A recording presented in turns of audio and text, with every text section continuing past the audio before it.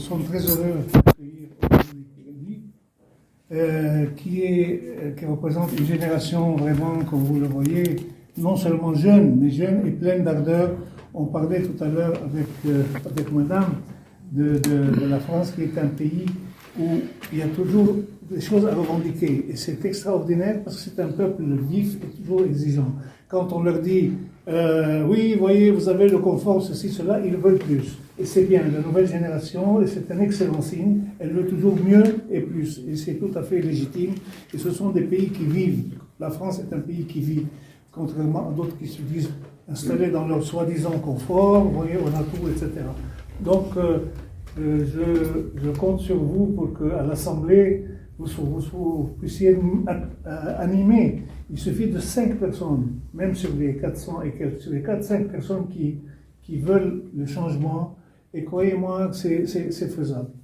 Donc, je vous souhaite la bienvenue, et je vais vous présenter en quelques lignes, sans lire la liste des pays de votre circonscription, parce que les journalistes qui sont là sont tenus sur cette base.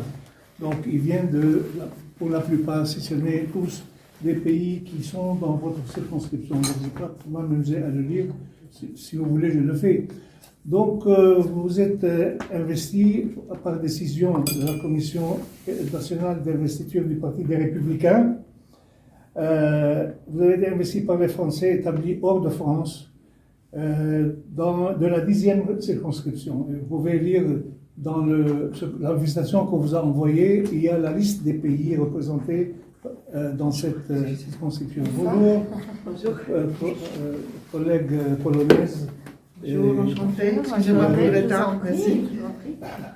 Alors, vous êtes conseillère à la Commission des Affaires étrangères du Parlement pour les questions des chrétiens du Moyen-Orient, questions qui nous intéressent en particulier, mais en marge de cette région, si vous voulez, on va pas en parler. Et vous êtes aussi également conseillère auprès du directeur des affaires culturelles de la municipalité de Paris. Je suis. Si cette notice n'est pas à jour, vous la corrigez au fur et à mesure. Oui, effectivement, je suis élue à la mairie du 16e, en charge des affaires culturelles.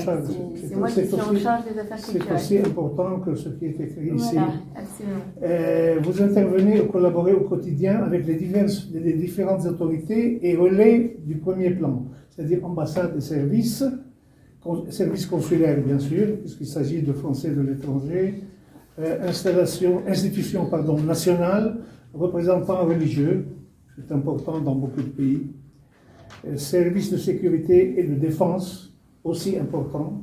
Donc vous êtes pas en contact dans le sens péjoratif, en contact constructif avec ces autorités-là. Écoles et universités, très important, c'est le visage de la France dans le monde. Instituts et dispositifs économiques, centres médicaux, important aussi, centres sociaux. La France, c'est comme ça qu'elle est présente dans beaucoup de pays à ce niveau-là, et il faut encore aller de l'avant. ONG et autres acteurs locaux. Bon, là, ça englobe un tas de secteurs, j'imagine, on ne va pas s'attarder là-dessus. Donc, je ne vais pas citer les circonscriptions, mais vous pouvez les citer au fur et à mesure. Et nous vous invitons à prendre la parole. On va voir enfin ce que vous allez pouvoir nous dire. Et on fait en 2 parties. Donc vous faites un petit exposé liminaire. Vous pouvez aller au-delà, bien sûr. Et vous faites un peu les grandes lignes de votre programme. Très bien. Je n'aime pas ce mot, mais de ce que vous comptez faire. Absolument. Ça peut être un programme, ça peut être un ensemble d'idées que vous voulez diffuser autour de vous avant de le publier, donc c'est à vous de nous le dire. Et madame, à vous la parole. D'abord, merci à toutes et à tous d'être réunis ici ce soir et d'accorder un petit peu de temps. Merci à vous, monsieur le président. Je sais à quel point votre agence de presse étrangère et qu'elle est le véhicule... Oui. Ouvrir une parenthèse pour vous dire que l'Association de la presse étrangère est un organisme qui a été créé en 1882. Donc ça s'appelait le syndicat de la presse étrangère. Donc nous sommes héritiers d'une longue tradition qui a toujours uni, fédéré les correspondants étrangers à Paris. À l'époque, il y avait déjà des correspondants étrangers en France. Elle s'est, par la force des choses, elle a cessé ses activités pendant la Deuxième Guerre mondiale. Excusez-moi de cette parenthèse. Vous faites bien, vous faites bien. Elle a cessé ses activités. Elle a repris en 1944 sous l'appellation association. Alors que nous avons une mission syndicale que nous avons jusqu'à aujourd'hui. Nous aidons les journalistes étrangers, soit qu'ils soient de passage ou venus pour s'installer en France. Et nous avons une mission, si vous voulez, syndicale. Et nous avons connu des hauts et des bas, des hauts à 700 membres dans les années 2020. Et nous sommes maintenant quand même au-dessus de 200 correspondants représentant 65 pays. Mais si c'était pour une parenthèse qui m'a permis d'expliquer que ce n'est ni une agence ni une petite association créée de création récente. On le sait, on vous a accueillis à la mairie du 16e et vous étiez très nombreux et on a eu des personnalités politiques et publiques françaises de premier plan d'ailleurs qui étaient là. Je pense notamment à Pujadas et encore d'autres personnalités. Donc c'est important effectivement d'avoir une représentation de la presse étrangère en France, très, très important. Donc, quatrième dans le monde. Absolument. Par le nombre de correspondants dans un même pays. Après Londres, après New York, Washington, Londres, nous sommes les quatrièmes. Donc parmi les premiers en Europe. Oui, voilà. Voilà, avec Londres. Très bien. Il y a Bruxelles maintenant qui nous dépasse un peu, mais c'est l'Europe. Oui. Bon, excusez-moi d'avoir ouvert cette parenthèse, il n'y a pas de problème. Mais je ne pouvais pas le faire après votre... Vous faites bien de le faire. Alors, donc je voulais vous remercier à tous. Je voulais aussi remercier le propriétaire du restaurant de nous accueillir en ces lieux. Alors pour me présenter, moi je m'appelle Aurélie Pirillo. J'ai commencé d'abord par une courte carrière dans le monde du privé où j'étais à la direction marketing d'EDF. Et puis je me suis engagée il y a plus de 10 ans dans les affaires publiques où j'ai travaillé pour un ancien ministre de Jacques Chirac qui était député maire de cet arrondissement d'ailleurs. Le 16e. Claude Goesgen. Le regretté Claude Goesgen. Ancien ministre et ancien député maire du 16e, qui a toujours siégé à la commission des affaires étrangères de l'Assemblée nationale et c'est comme ça que j'ai mis le pied à l'étrier. J'ai ensuite travaillé pour d'autres personnalités politiques qui ont tous siégé à la commission des affaires étrangères, ce qui m'a permis de suivre les travaux depuis désormais plus de 10 ans. Voilà, de cette commission et qui m'a permis aussi de me spécifier un petit peu dans le milieu du Moyen-Orient et de la Méditerranée, où j'ai d'ailleurs conduit des délégations parlementaires. Et effectivement, je m'occupe également, puisque Claude Goesgen était un des fondateurs et président puis coprésident en fonction de la majorité présidentielle, du groupe d'études sur les chrétiens d'Orient et les minorités persécutées. Je précise bien les minorités persécutées parce que c'était au-delà des chrétiens d'Orient, ça concernait aussi les Kurdes, les Yézidis, enfin toutes ces minorités qui ont pu avoir rencontré en tout cas des difficultés dans certains pays, soit de la discrimination, soit pour certains même de la persécution et c'était important qu'une voix française à l'Assemblée nationale les représente. Voilà. Donc c'est fort de cette expérience politique que je me suis aussi présentée il y a 2 ans à la mairie de Paris, à la mairie du 16e arrondissement, où j'ai été élue. Donc effectivement, je suis en charge des affaires culturelles à la mairie du 16e arrondissement, je vous en prie. Et j'ai été également élue au Conseil de Paris, où je suis dans l'opposition de Madame Hidalgo. Et ce double engagement me permet en réalité de compléter les moyens d'action. À l'Assemblée nationale, nous faisons vraiment du travail législatif. Nous travaillons avec, comme vous le disiez, Monsieur le Président, avec les différents ministères aussi, les différentes institutions et autorités françaises, que ce soit en France ou en représentation à l'étranger. Et à la mairie, le travail est différent. Le travail nous permet de mettre en place des choses plus collaboratives. On peut organiser des sommets, on peut organiser des colloques, on peut recevoir des événements internationaux. On organise avec Claude Goelgen, quand j'étais sa chef de cabinet pendant des années, on a organisé des semaines de la France de Paris avec un autre pays, la semaine du Liban, la semaine du Cameroun, tout un tas de pays, parce que dans le 16e arrondissement, nous avons la chance d'accueillir le plus grand nombre d'ambassades étrangères. Donc on est parti d'abord de ce partenariat des ambassades que l'on accueillait dans le 16e, et puis finalement nous nous sommes agrandis et nous avons commencé à travailler avec beaucoup de pays. On peut aussi faire en temps de crise des collectes. On l'a fait récemment avec la crise au Liban. On fait des collectes de médicaments, des collectes pour la rentrée scolaire, de matériel scolaire, périscolaire. On fait des collectes de dons alimentaires. Enfin, la mairie est un formidable outil qui nous permet aussi de multiplier les différents engagements. On peut aussi travailler sur les artistes étrangers, des expositions ou autres avec des artistes étrangers. Donc ça, c'est assez intéressant de pouvoir compléter les deux. Et puis au Conseil de Paris, Paris, c'est quand même la capitale de la France, ça a quand même un rayonnement dans le monde assez important. On vote aussi des résolutions et des budgets de jumelage, on vote aussi des budgets d'aide à l'international. Donc au Conseil de Paris, on peut aussi défendre un certain nombre de dossiers internationaux et tout ça finalement se complète avec l'Assemblée nationale. Et donc j'utiliserai évidemment tous ces différents relais pour, comme vous dites, défendre mes engagements, mes convictions avec vigueur et multiplier les partenariats avec les pays de la circonscription.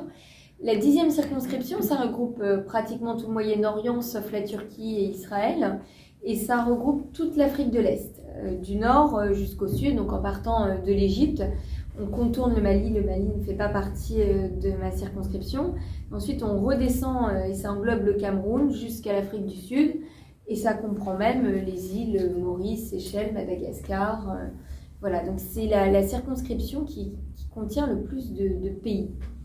Mais en nombre d'électeurs, ça ne représente que 170 000 électeurs. Voilà, le découpage a été fait par le nombre d'électeurs et non pas par zone géographique. Ce qui explique pourquoi l'Afrique a été divisée en 2 circonscriptions. Alors, à la fois, vous allez me dire que les problématiques de chaque pays sont différentes, c'est vrai. Et le rôle du député, c'est aussi faire de ce qu'on appelle de la diplomatie parlementaire, d'aller représenter la France, de négocier un certain nombre de contrats publics, privés, d'aller représenter les intérêts de la défense aussi, la sécurité, vous en avez parlé. Mais c'est sûr que sur ces pays-là, les problématiques seront différentes. Pour la diplomatie parlementaire, certainement. En revanche, quand on regarde les problèmes des Français de l'étranger, et c'est d'abord ce pourquoi on est élu, c'est pour représenter la voix des Français de l'étranger au Parlement français, de défendre leurs intérêts. On voit bien que les problématiques sont les mêmes. Peu importe le continent, peu importe le pays, les problématiques sont toujours les mêmes. C'est l'éducation, la santé, l'accessibilité aux pensions de reversion retraite, aux cotisations sociales. C'est les problématiques liées à la fiscalité des Français de l'étranger. C'est le retour des Français en France quand ils le souhaitent. C'est aussi les problématiques dues aux entreprises françaises implantées sur place, mais pas que, aussi aux entreprises des Français de l'étranger, qui sont des entreprises locales, qu'ils détiennent localement, mais pour autant qui sont gérées par des Français. Et tout un tas de sujets comme ça qu'on pourrait aborder pendant des heures. On va en revenir plus longuement sur chacun d'entre eux, si vous le souhaitez, mais finalement, ces problématiques, elles restent les mêmes. Et les budgets qui dépendent souvent du ministère des Affaires étrangères, sont votés à l'Assemblée nationale. Donc c'est en cela qu'il va falloir être vraiment vigilant. C'est la représentation dans les réunions à l'Assemblée nationale, puisqu'il y a le schéma législatif classique, on se dit les lois arrivent, on les regarde, on les amende, ce qu'on appelle amender, c'est-à-dire on les corrige, on les modifie, si je puis dire. Et ensuite, on les vote ou non dans l'hémicycle. Alors la présence dans l'hémicycle est évidemment très importante, mais c'est le point final du travail législatif. Avant, ce qui est important, c'est le travail de la loi. Et ça se fait dans les commissions. Alors, je vous parlais de la commission des affaires étrangères. Il y a tout un tas de commissions à l'Assemblée nationale définies par thématique. Commission des lois, commission culturelle, commission sociale. Les deux commissions les plus représentatives pour les Français de l'étranger et pour le Moyen-Orient et l'Afrique en particulier, ce sont la commission des affaires étrangères, donc celle dans laquelle j'ai travaillé pendant plus de 10 ans, et la commission de la défense, qui est très importante puisque c'est la région du monde qui est la plus conflictuelle et beaucoup de choses passent finalement par des enjeux de sécurité et de défense, et donc cette commission. Donc c'est ces deux commissions-là que je compte suivre de très près. Alors on peut siéger que dans une commission, mais on a accès à toutes les autres. Donc tout dépendra de la force de travail et la capacité d'engagement du député. Mais pour avoir suivi la commission des affaires étrangères, je continuerai à le faire. Je connais bien les enjeux de cette commission, mais comme elle traite du monde entier, on peut tout simplement cibler les thématiques que l'on souhaite, par exemple l'éducation ou l'AFD, on en reparlera tout à l'heure, et des pays. Voilà, quand il s'agit d'accords bilatéraux entre deux pays, on peut suivre cette commission. Pour autant, la commission défense, c'est important de la suivre de tout le temps, de façon permanente, puisque les enjeux défense et sécurité ne sont jamais par thématique. C'est des enjeux sur le long terme et c'est vraiment important d'y siéger. Alors évidemment, on ne choisit pas ces commissions. Le dernier arrivé, c'est le dernier servi. Il faut se battre pour être dans la commission que l'on souhaite et d'avoir travaillé à l'Assemblée nationale pendant 10 ans, d'avoir multiplié les réseaux, les contacts et les liens avec les différents politiques m'aideront à choisir ma commission et je l'espère pouvoir accéder à mes vœux de premier choix. Voilà. Donc ça c'est important de le préciser. Donc effectivement dans la commission des affaires étrangères on a vu arriver, étudier et on a voté tous les budgets qui sont liés aux thématiques de l'investissement, donc l'AFD, aux thématiques de l'éducation à travers l'AEFE. Alors, je vais dévulgariser un petit peu tous ces noms. L'AEFE, c'est l'agence française étrangère des Français de l'étranger pour les établissements scolaires des Français de l'étranger. Donc, ça régit tout le milieu éducatif. Toutes ces écoles qui sont financées, les écoles françaises qui sont financées dans les différents pays du monde, sont régies par l'AEFE et c'est le ministère des Affaires étrangères qui chapeaute avec le ministère de l'Enseignement, mais surtout le ministère des Affaires étrangères. Et les budgets sont votés à l'Assemblée nationale. Par exemple, au mois de novembre 2021, nous avons voté une baisse à l'Assemblée nationale, enfin pas moi, mais les députés ont voté une baisse de 33 millions sur le budget de l'AEFE. Qu'est-ce que ça signifie? C'est 33 millions d'euros d'amputés aux écoles françaises de l'étranger. À l'heure où la crise fait rage dans un grand nombre de pays, on aurait dû doubler les moyens financiers, les moyens matériels, les moyens humains aussi, parce que ça passe par la multiplication des emplois. Et nous avons réduit le budget, enfin le gouvernement en place a réduit le budget de 33 millions.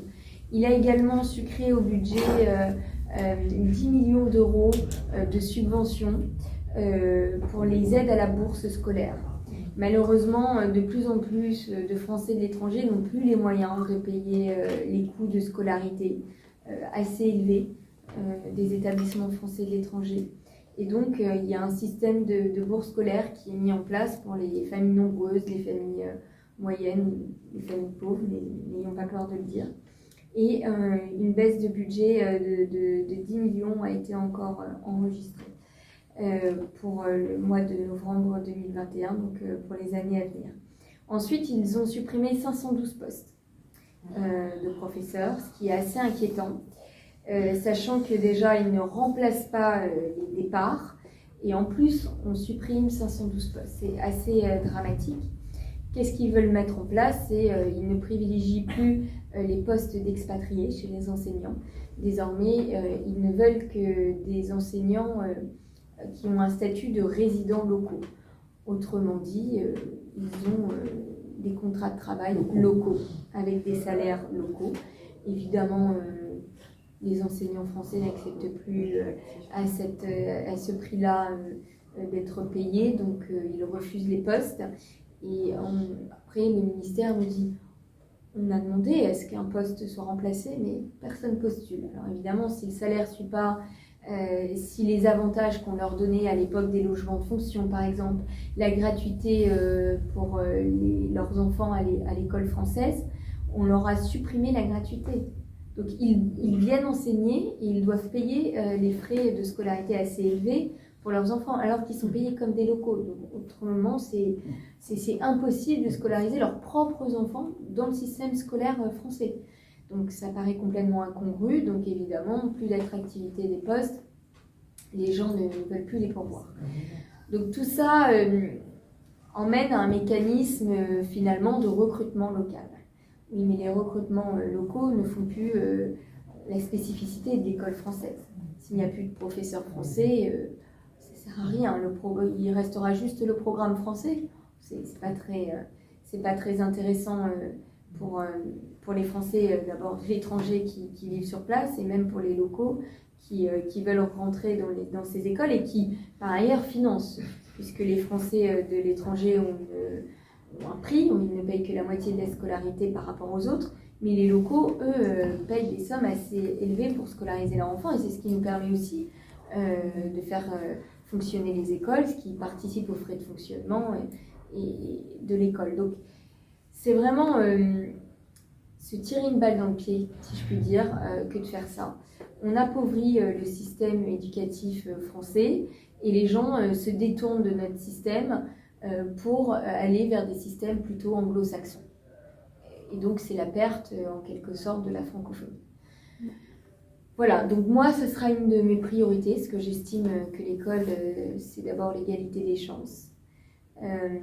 Et que c'est aussi le rayonnement français, le rayonnement de la francophonie. Donc ce sera une de mes priorités. Dans toutes les réunions, on n'a pas vu les députés des Français de l'étranger défendre les budgets de l'AEFE. Aucun n'est intervenu pour s'opposer aux baisses budgétaires. Aucun n'est intervenu pour protester contre la suppression des postes. Moi, en tant que députée, je serai à chaque réunion pour défendre, à l'inverse, l'augmentation des budgets, l'augmentation des postes et surtout pour revoir le statut des professeurs. Le statut des professeurs résidents est pour moi une hérésie. Il faut revenir au statut des expatriés, des professeurs expatriés. Voilà, donc ça sera une de mes priorités. Il y en a bien d'autres. Il y a la sécurité sociale qui est un enjeu très important pour les Français de l'étranger qui ont droit, comme tout le monde, à une couverture sociale, médicale, à la hauteur de leurs attentes. Et il y a plusieurs possibilités. Alors d'abord, il y a la Caisse des Français de l'étranger qu'on appelle la CFE, qui est assez coûteuse. Qui parfois ne permet pas des remboursements immédiats. Les remboursements peuvent être différés et longs. Il faut, quand vous venez vous faire soigner en France, avancer l'argent afin d'être remboursé. Et ça, malheureusement, tout le monde ne peut pas se le permettre. Donc il faut vraiment faire évoluer la CFE en vrai régime de sécurité sociale. C'est très important. Quitte à ce que les Français de l'étranger cotisent différemment, mais au moins qu'ils aient droit à un vrai service de sécurité sociale. Et puis il y a dans certains pays d'Afrique, pour ceux qui sont au Congo notamment et en RDC, la problématique des centres médicaux. sociaux qui avant existaient dans un grand nombre de pays et qu'on a fermés les uns après les autres. Je le regrette puisque c'est le premier accès aux soins. Alors évidemment, il y a les hôpitaux publics, mais selon les pays qui sont différemment tenus, qui peuvent, pour certains, ne pas répondre aux attentes des Français de l'étranger et qui demandent à avoir une couverture de premiers soins un peu plus orientée vers leurs attentes de Français. Donc les centres médico-sociaux étaient gérés par des associations liées aux cotisations des Français de l'étranger, donc il n'y a pas de problème pour eux à cotiser, évidemment. Le souci, c'est que le ministère des Affaires étrangères leur envoyait un médecin français certifié, généralement un médecin urgentiste, et en tout cas pour ce qui concerne l'Afrique, qui avait une expérience dans les maladies tropicales, voilà, un savoir-faire qui était reconnu. Aujourd'hui, le ministère des Affaires étrangères peine à recruter des médecins parce que, évidemment, il faut revoir la revalorisation des salaires une fois de plus. Il faut peut-être aussi ne pas se contenter de poster des offres d'emploi sur le site du MAE, mais aller un peu plus loin dans la démarche en allant rechercher des médecins et surtout leur donner les moyens, on va dire, de s'installer dans les pays, notamment avec des logements de fonction ou autres. Et c'est vrai qu'on n'a pas accordé une priorité très importante à ces médecins. Et pourtant, ils sont quand même pierre angulaire du premier accès à la médecine locale.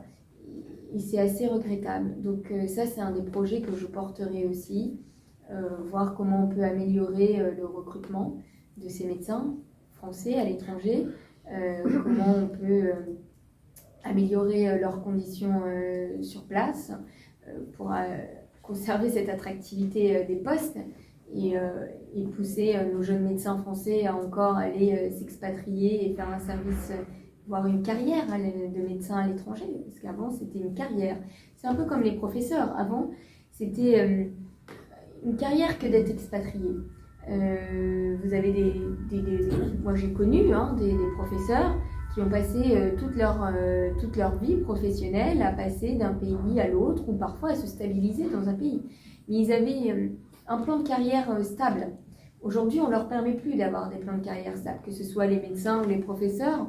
On leur demande de revenir en France, il y a des temps de latence, et on les renvoie, mais ils ne savent pas où. Et d'abord, ils doivent rester un certain nombre de temps dans des académies en France.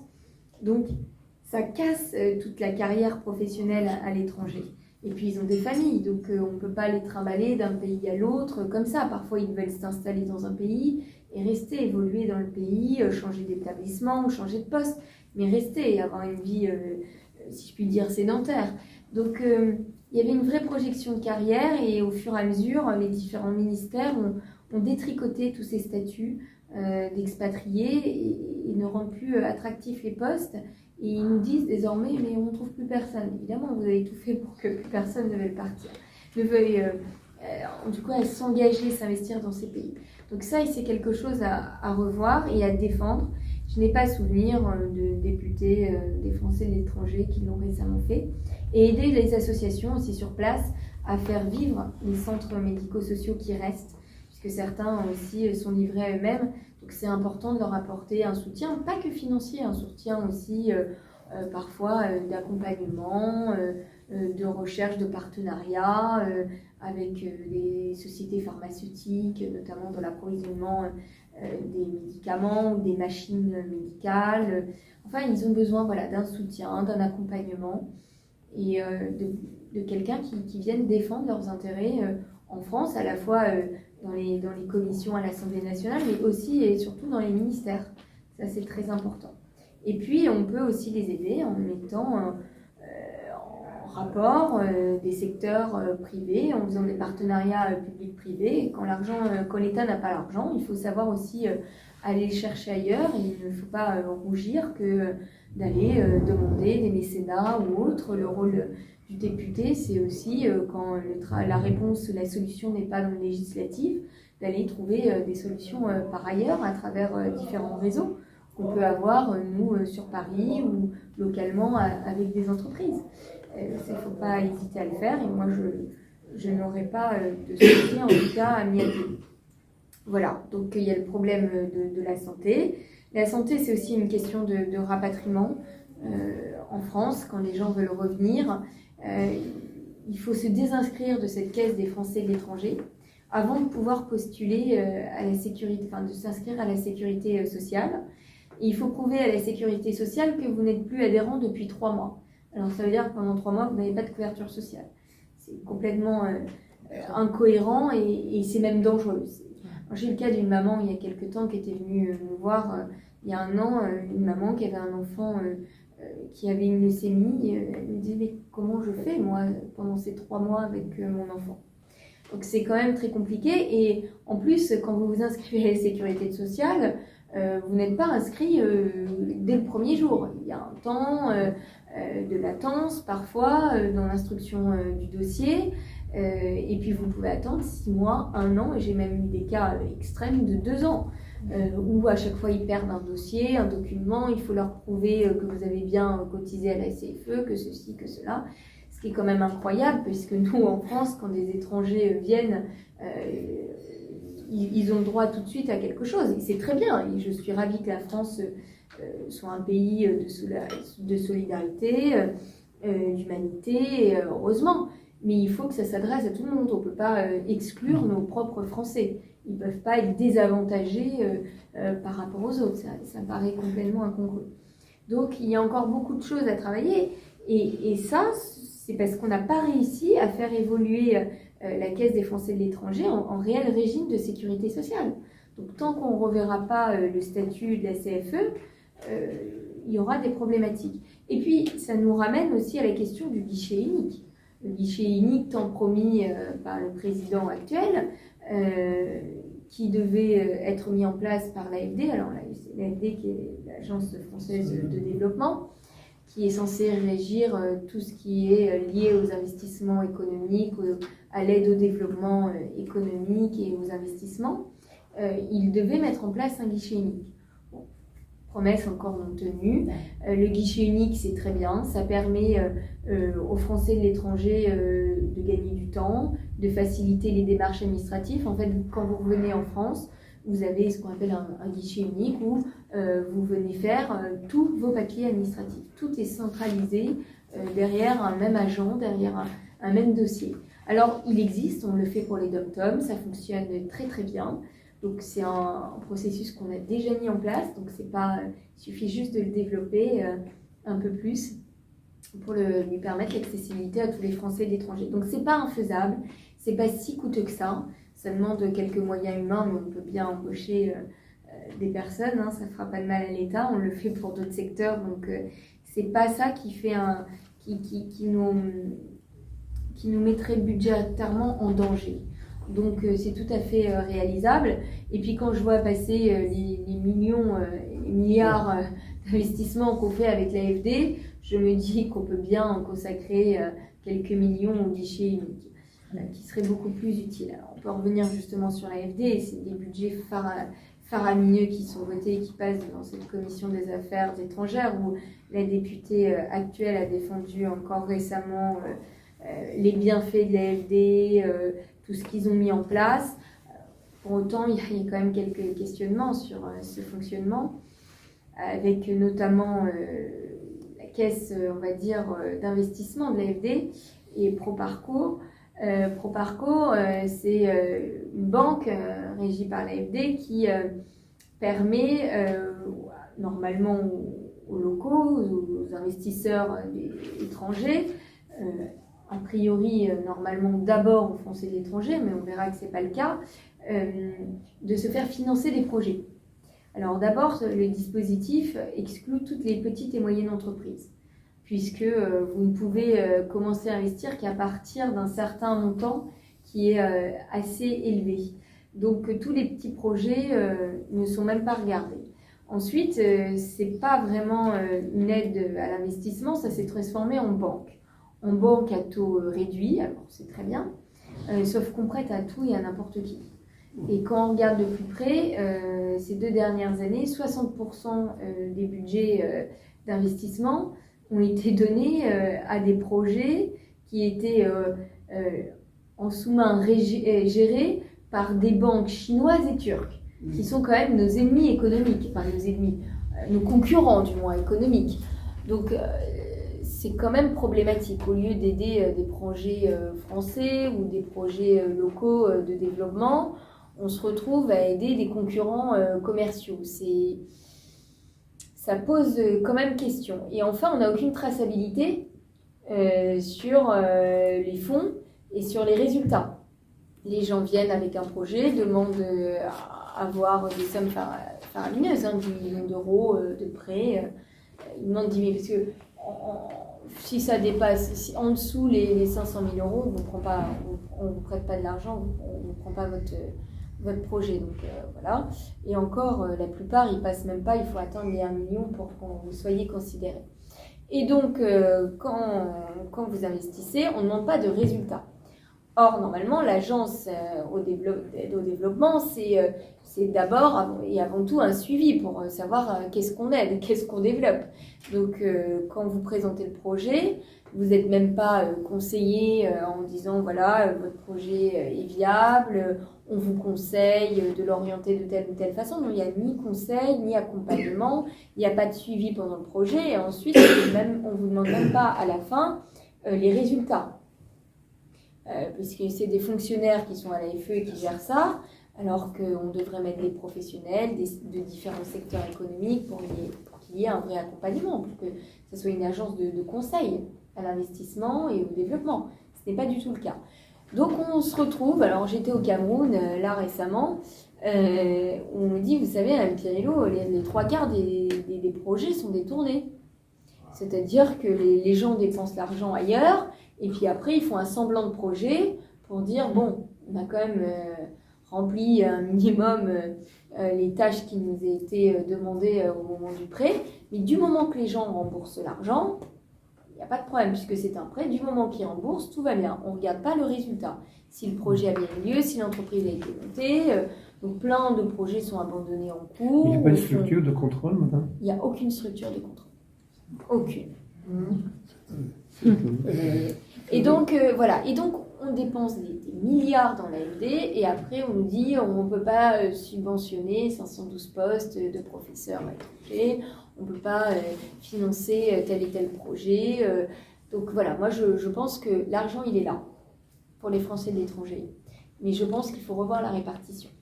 Donc l'AFD et moi, je vous le dis, ce n'est pas quelque chose que je défendrai. Ça ne sera pas une de mes priorités. Je défendrai les investissements, parce qu'il faut le faire, mais pas de cette façon.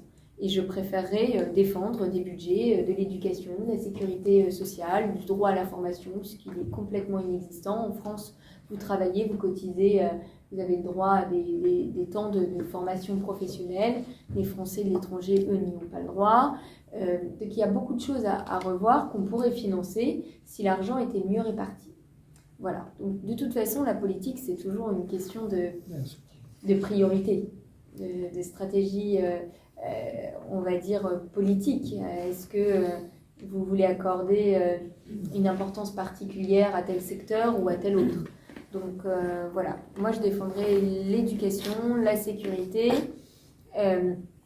et les investissements des petites et moyennes entreprises. Et surtout, je n'exclurai pas les entreprises locales tenues par des Français de l'étranger. Ce ne sont pas des entreprises françaises, certes, mais ce sont des entreprises tenues, créées et gérées par des Français de l'étranger. Et ils n'ont jamais le droit au cul. Là, pendant le Covid, on l'a vu, le gouvernement a fait des chèques en blanc à tout le monde, même à des entreprises qui résidaient sur notre sol, mais qui avaient des actionnaires à l'étranger. On a donné de l'argent, on a fait des compensations financières. Et nous, nos Français de l'étranger qui avaient des petites entreprises locales, on leur a rien donné.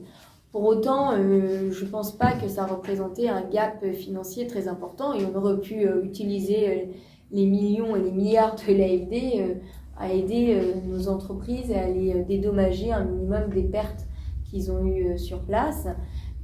Et puis, par ailleurs, la plupart n'ont même pas été aidés par les gouvernements locaux ou les États en place. Donc, ils ont vraiment été dans le besoin. Ils ont été dans le besoin. En plus, certains n'ont même pas pu rentrer en France.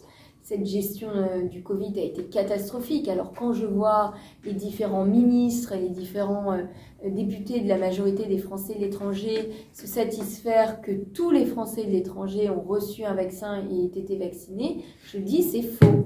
Ils mentent ouvertement. Ils l'ont été, mais sur le tard et après des mois de négociations. Et certains se sont vaccinés autrement.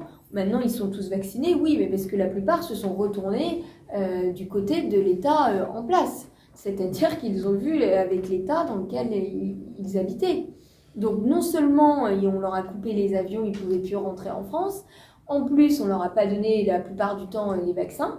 Ils ont dû se débrouiller par eux-mêmes. Et parfois, quand ils se sont vaccinés dans les pays, quand ils sont venus en France, on leur a dit « Ah, votre vaccin, nous, on ne le reconnaît pas. Ça, c'est vrai. Il n'est pas homologué par l'Europe. » Donc, vous voyez là notre petite application qu'on a fait d'État qui est super, qui enregistre toutes nos données, qui a fait tant de vagues en France, ne reconnaissait pas certains vaccins. Enfin, c'est une hérésie. Donc, ils ont dû se revacciner.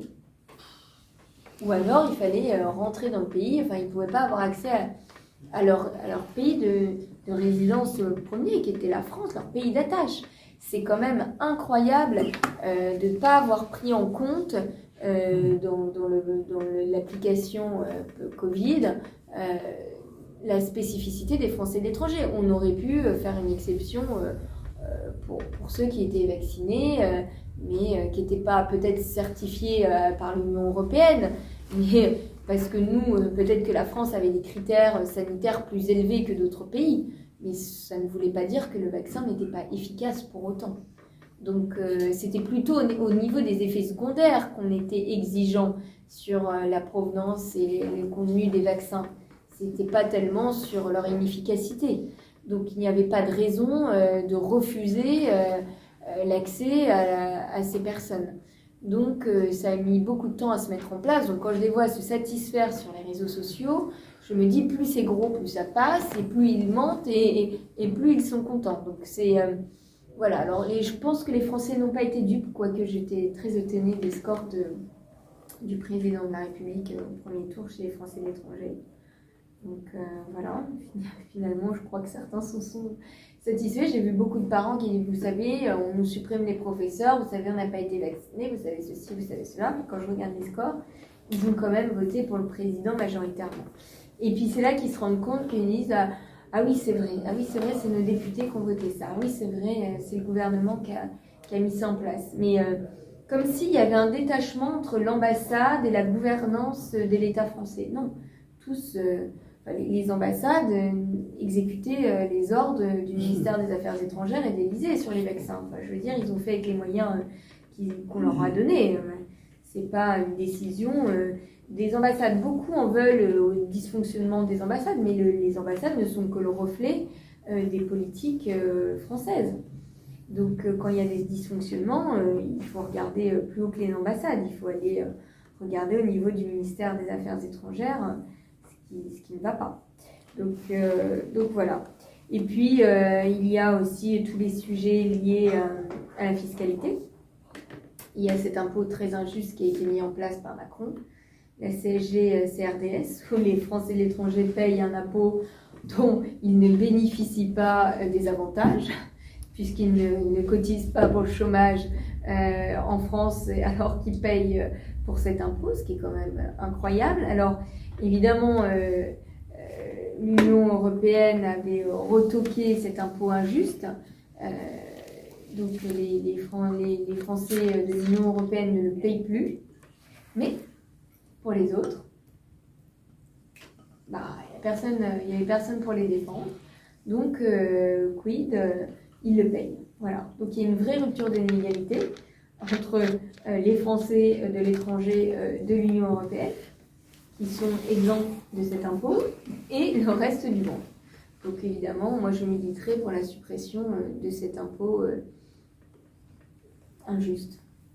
Et qui, je le redis, inégalitaire puisqu'il fait une différenciation entre les différents Français de l'étranger. Voilà, je suis aussi pour le statut de la résidence d'attache. Je me battrai pour le statut de la résidence d'attache qui est défendu par certains sénateurs des Français de l'étranger, les sénateurs de droite. Quelle est la problématique? En fait, quand vous résidez, vous êtes Français de l'étranger, votre résidence principale est dans le pays dans lequel vous vivez. Or, vous êtes Français, donc si vous avez envie d'avoir un bien, si vous êtes expatrié pour une mission, vous avez votre bien familial, vous n'allez pas le mettre en vente pour une mission peut-être de 5 ans à l'étranger, vous allez revenir dans votre maison.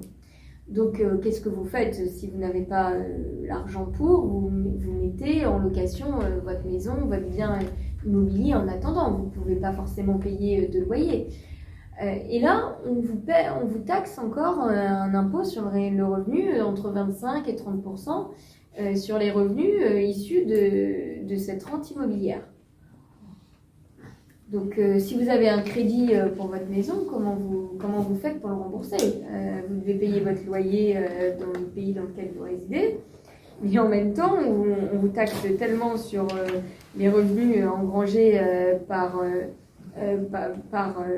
la location que vous ne pouvez pas rembourser votre prêt. Donc, c'est pour ça qu'on voulait mettre en place le statut d'une résidence d'attache, qui est l'équivalent d'une résidence principale.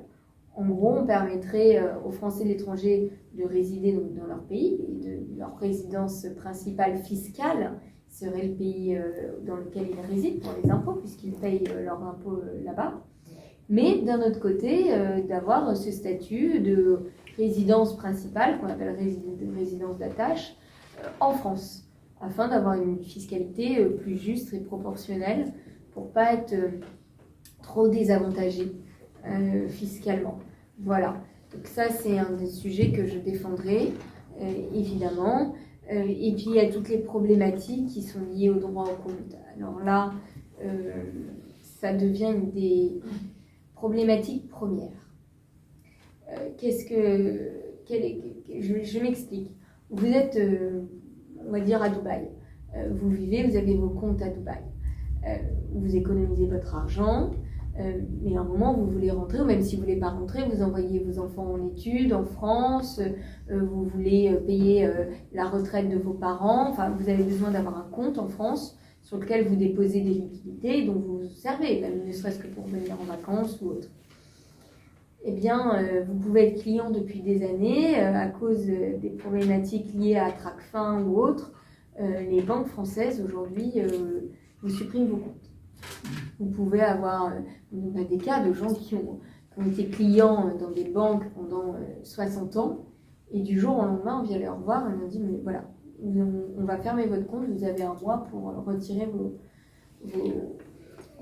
liquidités. Voilà. Bon, c'est compliqué. Si c'est possible malheureusement, et c'est le cas partout. C'est le cas en Afrique, c'est le cas au Moyen-Orient, ça devient incroyable. Alors pourquoi on voit ce phénomène arriver? Il y a quelques années, vous savez que les États-Unis ont mis en place des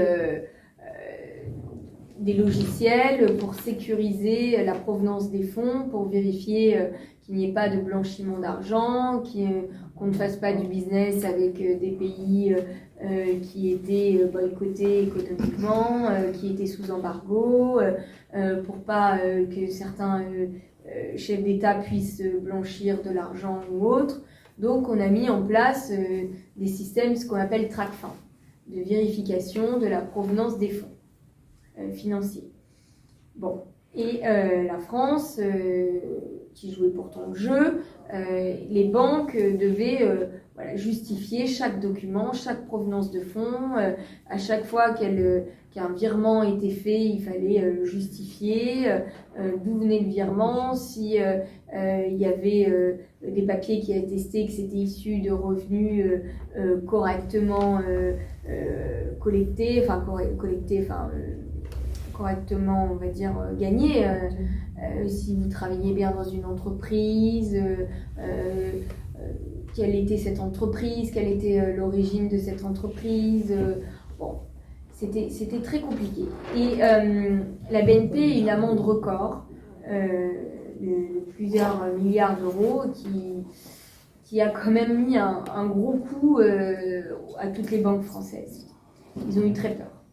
Ils ont eu très peur et ils ont redoublé de vigilance sur la provenance des fonds de l'étranger, en provenance de l'étranger. Et il faut savoir que l'Afrique et le Moyen-Orient sont dans des classifications difficiles. Ils ont les pires classifications. C'est warning, warning, blanchiment, suspicion de blanchiment d'argent à tous les étages.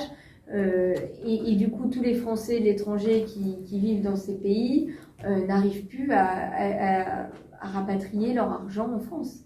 C'est-à-dire que même des employés de Total, aujourd'hui, on leur dit « mais non, votre fiche de paie, elle n'est pas valable ».